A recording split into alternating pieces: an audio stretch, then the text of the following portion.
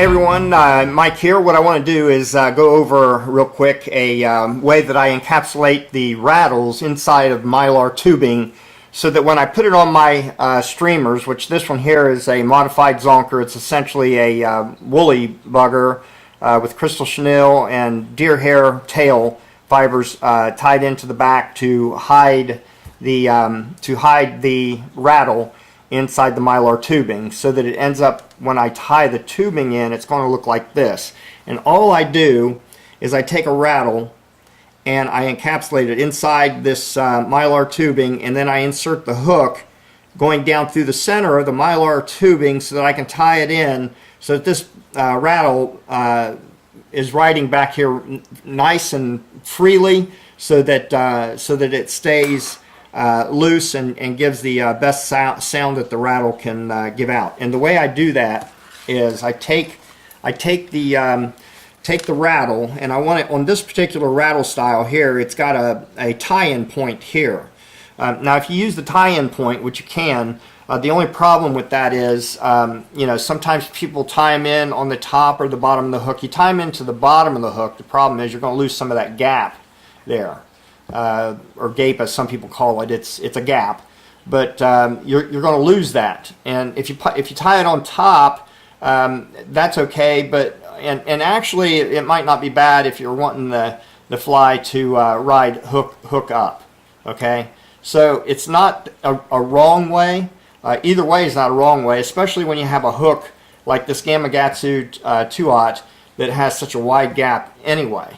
But by the time I get my materials on and everything, I lose even more of the gap. That's why I like to get these things out towards the back, like this is here, so that I can wrap materials around the rattle, kind of hiding it inside the materials without losing the rattle, the noise that the rattle puts out. And the reason why I want noise is, here's the thing. A lot of people don't realize that when you go hunting for smallmouth bass, and that's exactly what you would be doing, is hunting for the smallmouth bass, and for that matter even the larger fish, pike, muskie, it doesn't matter. Have I caught pike and muskie? Not yet, but I guarantee you this year I will, because I'm going to have more time. I'm retired, so I'm going to be playing a lot this year. But what I want to do is have some noise come off of my fly. Now, with the spin casting and bait casting outfits, that's where they get a lot of the attraction to catch those bigger fish. And a lot of the guys that do catch bigger fish are doing floating. They're floating creeks, rivers, and obviously they're floating lakes. And doing that, you're going to be able to catch larger fish, because you're going to be able to be a lot more quiet in a boat or canoe or kayak and sneak up on these areas and not startle the fish or give them some kind of an alert that something unnatural is going on, like boots, like a stormtrooper going through a gravel pit making all kinds of noise. Now, the smaller fish up to 16 inches, they really could care less about the noise, and if that's what you're after, I have been too, and I still will. It really doesn't matter to me. If I have a 16-inch fish on the end of my line, I consider it a successful day.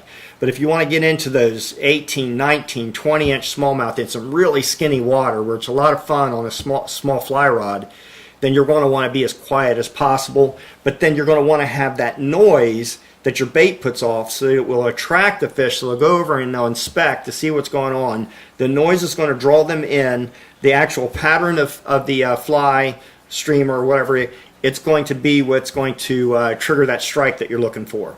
So that's why I tie these, that's why I'm going to be, this year, tying in these rattles more on the back side of my streamers.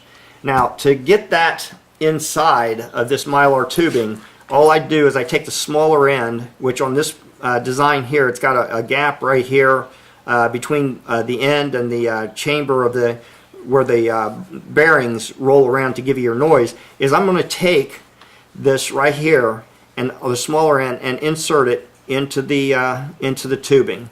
And as you insert, what happens is, as you insert, the size of this tubing increases. So what I do is I'll take it in as far as I can, grab the end like this, and then pull kind of feather it back so that I've got some material hanging out the back here. And then I'll do it again, grab it and pull so that I've got material hanging out the back here.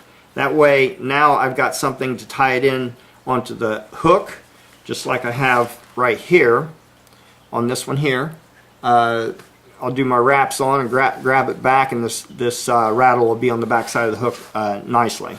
So to get this closed off back here, what I'm going to want to do is I'm going to take this hook out here, and I do want to make sure that the end with the gap on the rattle is what's going to grab inside of my jaws of the vise, and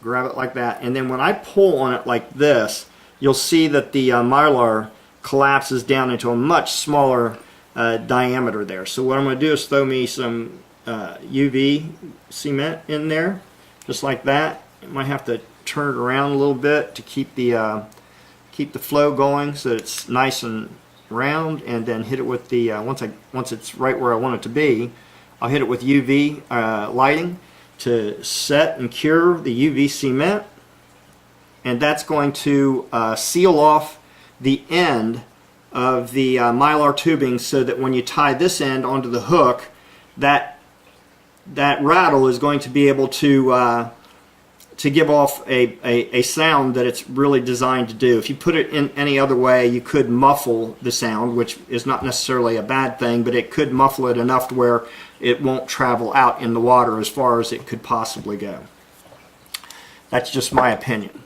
Now let's go ahead and, because I'm going to tie one, not in this video, but I'm going to tie another one up here pretty soon. And get that lined up there.